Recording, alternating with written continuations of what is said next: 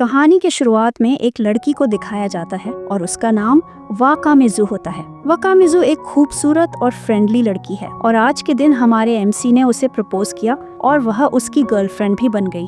पर यही लड़की ने उसे पास्ट में धोखा दिया था। फिर सीन शिफ्ट होता है जहाँ वे डेट पर जा रहे होते हैं और तभी कुछ लोग उन पर कमेंट कर रहे होते हैं और बोलते हैं, तूने इतनी सुंदर लड़की कैसे पटा ली। हमारा एमसी बोलता है, बस हमारी हॉबीज सिमिलर थी। हमारे एमसी का नाम सोरा है। वाकामिज़ू पूछती है कि हम कहाँ जा रहे हैं, तो सोरा बोलता है आर्केड। यह सुनकर बाकी स्टूडेंट्स शॉक हो जाते हैं और बोलते हैं, क्या वह वाकामिज़ू को सच्ची आर्केड ले जा रहा है। पर यह सुनकर वाकामिज़ू खुश हो जाती है और जब वह देखती है तो स्टूडेंट्स भी शॉक हो जाते हैं और सोरा को यह सब पता होता है। वो आर्केड पहुंचते हैं और वाकामिज़ू बेहद खुश होती है, लेकिन सोरा के मन में धोखे का वो एहसास अब भी बैठा हुआ। वो सोचता है कि वो एक घटिया लड़की है। सोरा को अंदर ही अंदर दुख हो रहा होता है और बस उसे देखकर रह जाता है और वाकामिज़ू इतनी खुश और एक्साइटेड होती है आर्केड आने पर। फिर पास्ट का सीन दिखाया जाता है जहाँ वह मिडिल स्कूल में थी और जब वे डेट कर रहे थे तब सोरा ने उसे एक फोटो दिखाई जिसमें वह किसी और लड़के के साथ एक लव होटल से निकलती दिख रही थी। सोरा ने सीधा पूछा, क्या तुम मुझे धोखा दे रही हो। उसने बेधड़क जवाब दिया, मैं जो चाहूँ कर सकती हूँ। अगर तुम्हें मुझसे प्यार है तो ये सब भी झेलना होगा। और ऊपर से बोलती है, तुम मेरा पीछा क्यों कर रहे थे। और उसे लूजर भी कहती है। सोरा बोलता है, मुझसे मत खेलो, लेकिन उसने बिना कोई रिएक्शन दे लूजर कहकर झाड़ दिया। जब सोरा ने कहा हमें ब्रेकअप कर लेना चाहिए तो उसने मुंह पर हंसते हुए कहा, क्या हम पहले से ही ब्रेकअप नहीं कर चुके। उस दिन सोरा को लगा कि उसे गुस्सा नहीं करना चाहिए था। कोई भी समझदार इंसान उस हालत में बस रोता और खुद को कोसता। और फिर प्रेजेंट का सीन दिखाया जाता है जहाँ सोरा बस एक ही बात सोच रहा होता है, उसे कैसे बदलना है और कैसे उसे रुलाए और ब्रेकअप करे। वह सच में उसे बदल देना चाहता था और कोइंसिडेंस से वह फिर से कॉलेज में मिल जाते हैं। वो उसे पहचान नहीं पाती क्योंकि सोरा ने अपनी इमेज बदल ली थी। उसके फ्रेंड्स उसे निकनेम से बुलाते थे और बहुत कम लोग उसका असली नाम जानते थे और यह सोरा के लिए बेस्ट था अपनी रिवेंज लेने के लिए। और तभी वाकामिज़ू वहां आती है और बहुत खुश हो जाती है क्योंकि उसने एक टॉय जीत लिया था। और तभी सोरा का फोन बजता है। वो अपना फोन निकालता है और चेक करता है कि कहीं किसी ने उसे उसके असली नाम हाकुटो बोलते हुए पूछा, क्या तुम ये कर पाओगे। फिर एक और मैसेज आता है, तैयार हो जाओ तो जवाब देना। वो जवाब देता है हाँ, और अपने सीनियर के लिए खुद को बहुत थैंकफुल महसूस करता है। इसके बाद वो एक विकेड एक्सप्रेशन के साथ रिप्लाई करता है। उसका सेंपाई जवाब देता है, क्योंकि सोरा को धोखा मिला है और मुझे अब पता है क्या करना है। साथ ही ये भी कहता है कि बाद में सोरा उसे ड्रिंक पिलाए। तभी अचानक वाकामिज़ू पास आ जाती है और उसे टेक्सटिंग करने पर डांटती है। वो थोड़ा घबरा जाता है। घबराहट में सोरा झूठ बोल देता है कि ये उसकी बहन का फोन था। वाकामिज़ू चौंक जाती है, तुम्हारी एक बहन भी है। सोरा बताता है कि चूंकि वे दोनों डेट पर हैं, उसने अपनी बहन को दूर रहने को कहा था। वाकामिज़ू थोड़ी शर्मा जाती है और मुस्कुराकर कहती है, डेट, लगता है तुम सही कह रहे हो। सोरा को उसका रिएक्शन बड़ा क्रिंजी लगता है। वो सोचता है कि ये ब्लश क्यों कर रही है, फिर खुद ही सोचता है कि ये भी उसके नाटक होगा। वो दोनों फिर से शॉप्स घूमने लगते हैं। वाकामिज़ू एक आउटफिट देखकर कहती है कि ये तुम्हारे ऊपर बहुत अच्छा लगेगा। सोरा बिना सोचे मना कर देता है। जब सोरा कुछ खरीदने के लिए पेमेंट कर रहा होता है, स्टाफ वाला उससे पूछता है, क्या आपके पास मेंबरशिप है। सोरा कहता है हाँ। वाकामिज़ू अचानक उस जगह को लेकर बहुत एक्साइटेड हो जाती है और सोरा को थैंक यू बोलती है। सोरा अपना कार्ड निकालता है जिस पर उसका पूरा असली नाम लिखा होता है। कार्ड देखते ही उसके दिल में हल्की सी उदासी छा जाती है। वो सोचता है कि कैसे उसने खुद को एक बिखरे हुए बेकार इंसान से बदलकर एक ऐसा इंसान बना लिया जिसे लोग अब अट्रैक्टिव मानते हैं। इसके बाद सोरा उसे कराओके ले जाता है। वाकामिज़ू खुश होकर पूछती है, मैं गा सकती हूँ ना। सोरा हंसते हुए कहता है, हाँ, मैं तो बेसब्री से इंतजार कर रहा हूँ। जैसे ही वो गाना शुरू करती है, वो बिल्कुल वाइल्ड तरीके से गाने लगती है। सोरा धीरे धीरे अपनी सोच में खो जाता है और सोचता है भले ही वो कितना भी बुरा गाए, मुझे उसकी तारीफ तो करनी ही पड़ेगी, वरना वो टैंट्रम करेगी। वो तारीफ करने के लिए तैयार हो ही रहा होता है, लेकिन जब वो सोचता है कि गाना खत्म हो गया है और ऊपर देखता है तो देखता है कि वाकामिज़ू फिर से गाना शुरू कर चुकी है और इस बार तो उसके मुँह से लार तक टपक रही होती है। वो गाना खत्म करने के बाद माफी मांगते हुए कहती है, क्या मैंने अच्छा गाया था। सोरा झूठी मुस्कान के साथ ताली बजाते हुए कहता है, बहुत बढ़िया था। अचानक वाकामिज़ू उसके करीब झुकते हुए कहती है, तुम थोड़े बीमार लग रहे हो, सब ठीक तो है। सोरा का ध्यान गलत जगह पर जाता है, लेकिन वो फटाफट नॉर्मल एक्टिंग करते हुए कहता है, मैं बिल्कुल ठीक हूँ, तुम्हारा गाना तो कमाल का था। फिर वो अचानक पूछ बैठती है, तो फिर मेरी तरफ देख क्यों नहीं रहे? उसे एक झटका सा लगता है। तभी उसे एहसास होता है कि उसकी ड्रेस थोड़ी ज्यादा रिवीलिंग है, तो वो झेंपते हुए फौरन माफी मांगती है। सोरा जाहिर है इस पूरी अजीब सी स्थिति से चिढ़ जाता है। वो चाहता है कि वो बस शांत हो जाए, फिर भी वो सिर्फ एक सॉरी कहता है और दोबारा दोहराता है, तुमने सच में बहुत अच्छा गाया था। वो मुस्कुराकर पीस साइन दिखाती है और कहती है, मैंने प्रैक्टिस की थी, शायद इसलिए अच्छा हो गया। सोरा धीमे से कहता है, क्यूट है। वो थोड़ी उलझन में पूछती है, सच में दिल से कह रहे हो या बस ऐसे ही? सोरा थोड़ा घबरा जाता है। उसे अब एहसास होता है कि वो वाकई उसे क्यूट मानने लगा है और इस बात पर खुद ही पछताता भी है। कराओके खत्म होने के बाद वाकामेज़ू क्रेप्स खरीद लाती है और कहती है, ये बहुत टेस्टी होते हैं, ट्राई तो करो। वो एक बाइट लेता है और जवाब देता है, हाँ ठीक है। उसके चेहरे के भाव पढ़कर वो पूछती है, इतने बुरे लगे क्या? सोरा फौरन सफाई देता है, ना नहीं, सच में अच्छे हैं, बस इस उम्मीद में कि वो ज्यादा सवाल न करे। उसे ये जबरदस्ती की दोस्ती या बनावटीपन बिल्कुल पसंद नहीं। वो अभी भी अपने गार्ड के पीछे छुपा बैठा है। उसे लगता है कि वो बस एक ऐसी लड़की है जो किसी से भी आसानी से जुड़ जाती है। थोड़ी देर चुप्पी के बाद वो पूछता है और फिर बताता है, एक जगह है जहाँ मैं तुम्हें ले जाना चाहता हूँ। तो वो मान जाती है और मजाक करती है, कहीं तुम ज्यादा तो नहीं सज धज के आ गए? वो रेस्टोरेंट के बारे में कुछ कहने लगती है, फिर मान लेती है कि वो थोड़ी नर्वस है। रेस्टोरेंट में आकर वो कहती है, मुझे ये जगह पसंद आई। सोरा भी सहमत होता है, हाँ ठीक है, बहुत महंगी भी नहीं है और आसानी से आ भी सकते हैं। वो हल्के से मुस्कुराती है और शर्म से लाल हो जाती है। फिर अचानक वो थोड़ा ड्रीमी मोड में चली जाती है। यकीन नहीं होता कि शायद हम वाकई एक दूसरे के लिए बने हैं। सोरा उसे घूर के देखता है, हैरान हो जाता है कि उसने ऐसा कहा भी कैसे। वो आगे कहती है, तुम ट्रेंडी भी हो लेकिन हमेशा सीरियस भी लगते हो। वो थोड़ा झेंप कर कहता है, मुझे मस्ती करना आता ही नहीं। सोरा अब साफ समझ रहा है वो उसे प्रपोज करना चाहती है। जैसे ही वो मुस्कुरा के उसकी तरफ देखती है, सोरा को अचानक वो सारे पुराने पल याद आ जाते हैं जब उसने उसे नीचा दिखाया था। वो खुद को याद दिलाता है, फोकस रहो, ये सब एक प्लान का हिस्सा है। और वह खाना खाने के बाद तो वह पाक जाते हैं। वो वेट करता है और अपने सीनियर सेम्पाई को मैसेज करता है, मैं उसे पटा लूंगा, तुम 10 मिनट में आ जाना। जब वो वॉशरूम से लौटती है तो माफी मांगती है कि उसे इंतजार करना पड़ा। वो कहता है, कोई बात नहीं। फिर दोनों साथ में टहलने लगते हैं। सोरा अंदर ही अंदर सोचता है, अब मैं इसे जीतने के लिए तैयार हूँ ताकि मैं खुद उसे छोड़ सकूं। जब दोनों चल रहे होते हैं तो अचानक वो कह देती है कि उसे वो बहुत पसंद है। सोरा का दिल जोर जोर से धड़कने लगता है, लेकिन वो खुद को फोकस में रखने की कोशिश करता है। उसे लगता है कि क्या अब वक्त है अपने सीनियर को कॉल करने का। वो जवाब देती है, मेरे पास अभी तक तुम्हारा कांटेक्ट नहीं है। सोरा वही पुराना नंबर इस्तेमाल करता है जो उसने मिडिल स्कूल में लिया था। उसका प्लान शायद फेल हो सकता था, लेकिन किस्मत ने साथ दिया। पूछती है, तुम जानते हो कि मुझे अक्सर फ्लर्ट किया जाता है? सोरा चाहता है कि वो बस चुप हो जाए। वो कहता है, ये तो इसलिए होता है क्योंकि तुम खूबसूरत हो। वो फिर पूछती है, फिर तुम ऐसे क्यों नहीं दिखते जैसे तुम परेशान हो? और क्या तुम जानना चाहते हो कि मुझे तुम क्यों पसंद हो? वो अंदाजा लगाता है, मैं बोरिंग नहीं हूँ, या फिर शायद क्योंकि मैं अच्छा दिखता हूँ। वो कहता है, अगर तुम चाहो तो बता सकती हो, लेकिन अंदर ही अंदर ये उम्मीद करता है कि वो ज्यादा उम्मीदें ना लगाए। वो हंसते हुए कहती है, तुम सच में शांत रहते हो। सोरा को लगता है कि अब वो जीत रहा है।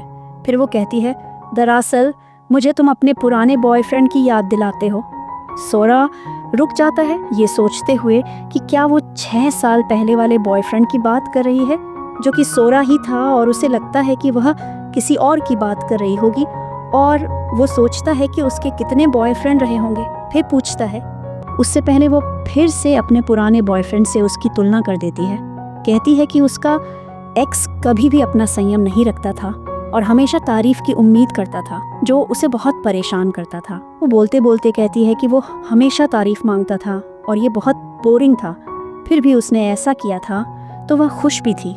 फिर अचानक वो कह देती है कि उसने अपने एक्स के साथ बहुत बुरा किया और एक दिन एक होटल में किसी दूसरे आदमी के साथ जाते हुए उसकी तस्वीर ले ली गई। वो कहती है कि उसके एक्स ने उसे धोखा देने का आरोप लगाया। वो बताती है कि एक फैमिली फ्रेंड आया था और उसने बस उसका सामान उठाने में मदद की थी।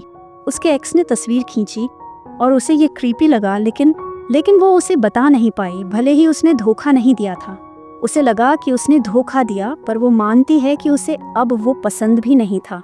जब किसी ने उसे प्रपोज किया तो वो थोड़ा घमंडी हो गई थी, क्योंकि लोग उसकी तारीफ कर रहे थे। कहती है कि उसने उसके लिए बहुत कुछ किया, पर उसने कभी नहीं कहा कि वो उसे पसंद करती है, हालांकि वो सचमुच करती थी। सोरा चुपचाप सुनता रहा। वो आगे कहती है कि जब उसने ब्रेकअप की बात की तो उसे पहले गुस्सा आया, लेकिन बाद में वो फूट फूट कर रोई। सोरा सिर झुकाए सुनता रहा।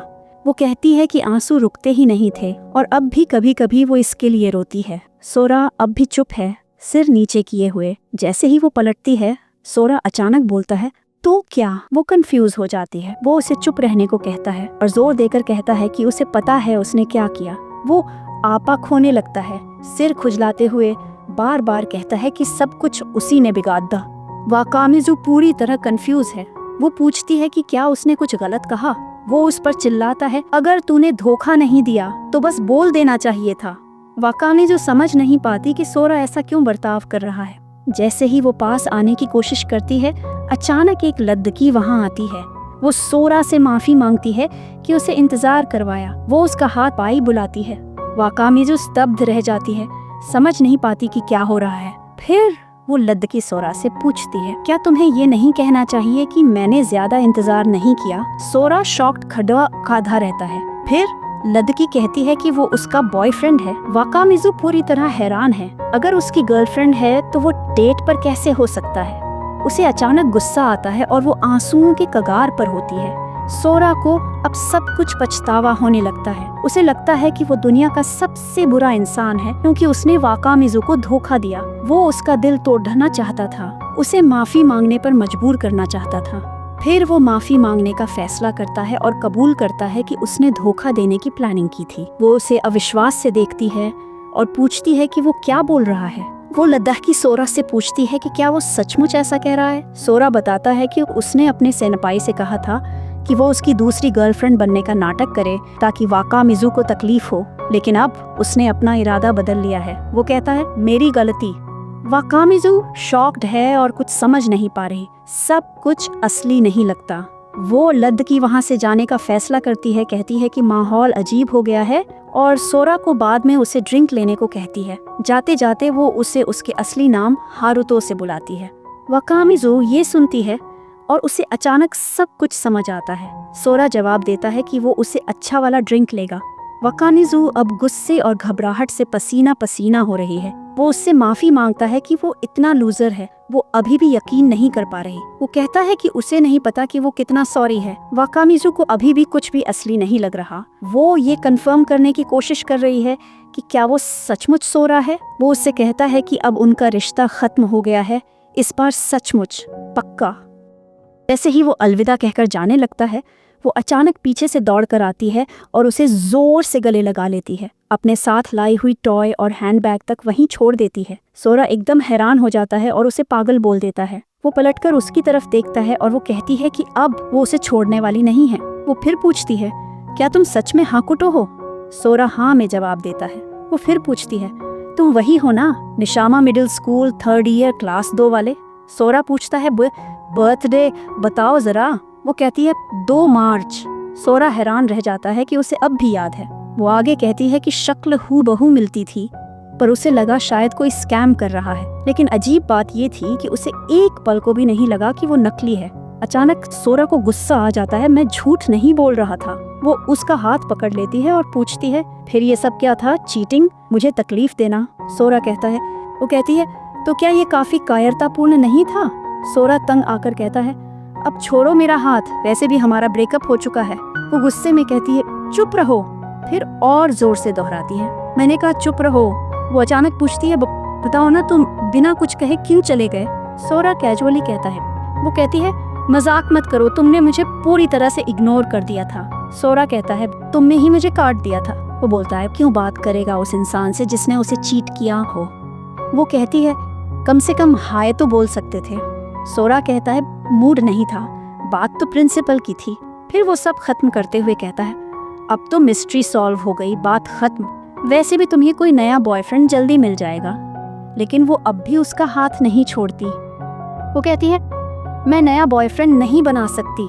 सोरा चौंक कर पूछता है, मतलब? वो अचानक चिल्ला पड़ती है। तुम ही तो मेरे पहले और आखिरी बॉयफ्रेंड थे। सोरा उलझन में पूछता है, तुम कहना क्या चाह रही हो? फिर उसे कायर कहता है। वो आगे कहता है, तुमने जो भी सफाई देनी है दो, लेकिन सच्चाई ये है कि तुमने कभी कुछ कहा ही नहीं।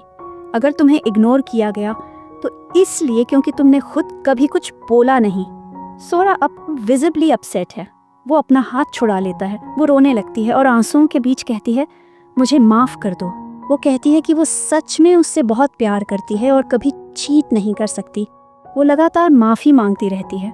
शुरुआत में सोरा उसकी बातों से कन्विंस नहीं होता, लेकिन उसकी गुहार सुनते सुनते आखिरकार कहता है, मैं नाराज नहीं हूँ। वो फिर से माफी मांगती है और वो दोबारा कहता है। वो दोनों बेंच पर बैठ जाते हैं। वो सोचता है, अगर मैंने उस वक्त उस पर यकीन किया होता तो शायद कुछ बदल जाता।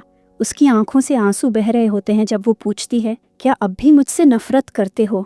सोरा चुप हो जाता है। अंदर ही अंदर वो जानता है कि हाँ, करता है। चाहे वो कितनी भी बार कहे कि उसने चीट नहीं किया, सोरा के लिए वो सब कहने जैसा ही है, कुछ भी नहीं, क्योंकि उसने उस पर भरोसा किया था कि वो झूठ नहीं बोलेगी, और उसी भरोसे की वजह से उसने मान लिया कि उसने चीट किया। वो सोचता है वो सबसे बुरी है और ये बात कभी नहीं बदलेगी। ये होगा मेरा आखिरी बदला। आंखों में आंसू लिए वो जवाब देता है, मुझे तुमसे नफरत है। वो रोते हुए बस इतना कहती है, समझ गई। उसकी पहली मोहब्बत दूसरी बार भी वहीं खत्म हो जाती है। वे अलग हो जाते हैं। अगले दिन वाकामिज़ू उसके पास आती है और कहती है, गुड मॉर्निंग। सोरा एकदम चौंक जाता है। वो उसके बगल में बैठ जाती है। तुम कर क्या रही हो? वो कहती है, अगर तुम मुझसे नफरत करते हो तो मैं तुम्हें फिर से प्यार करने पर मजबूर कर दूंगी। और जोड़ता है ये, अब कहोगी ना कि सब ठीक हो जाएगा क्योंकि मैं अच्छा इंसान हूँ? वो झट से पलटती है, क्या तुम पागल हो? फिर क्लियर करती है, मैं रोमांस की बात कर रही हूँ। सोरा उसे घूरकर देखता है, फिर अचानक पूछता है, क्या तुम मुझे फिर से मुझसे प्यार करवाने की कोशिश कर रही हो? वो कहती है, नहीं, ये अलग है, मैं सीरियस हूँ। फिर वो उसके कान के पास झुककर धीरे से कहती है, मुझे तुमसे प्यार है। सोरा अपने मन में ठान लेता है कि इस बार वो उसके ट्रैप में नहीं फंसेगा। मैं कुछ नहीं सुन रहा। बाकी स्टूडेंट्स तंग होकर देखने लगते हैं क्योंकि अब वो जोर से चिल्ला रही होती है, मुझे सोरा से प्यार है।